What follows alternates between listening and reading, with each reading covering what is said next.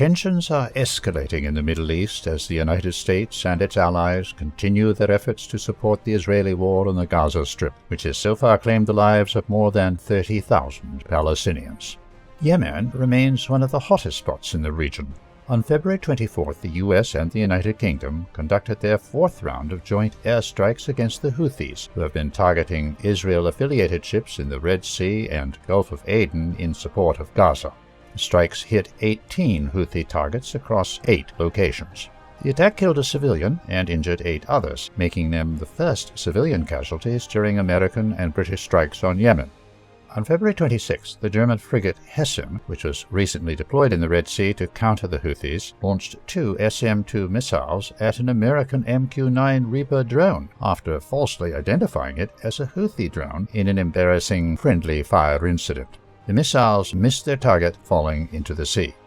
The actions of the US and its allies have failed to deter the Houthis, who reportedly attacked a Marshall Islands-flagged Greek-owned bulk carrier in the Red Sea on February 27th. Meanwhile, in Lebanon, Israel's repeated strikes have also failed to deter Hezbollah and its allies.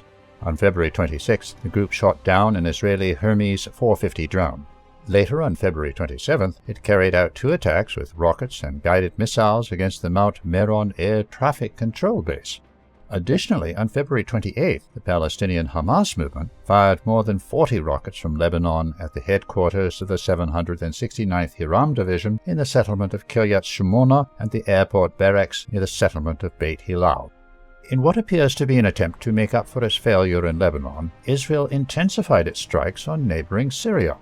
On February 25th, 3 fighters of Hezbollah were reportedly killed when an Israeli drone strike hit a truck near the western Syrian town of El Qusair.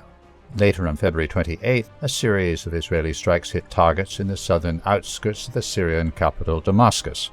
The targets were allegedly positions of Hezbollah and other Iranian-backed forces in the town of Set Zainab. No casualties were reported. Meanwhile, in Gaza, Israeli ground operations have very much come to a halt. However, the Israeli military is still preparing to attack the southern area of Rafah near the border with Egypt, where more than 1 million Palestinians are taking shelter.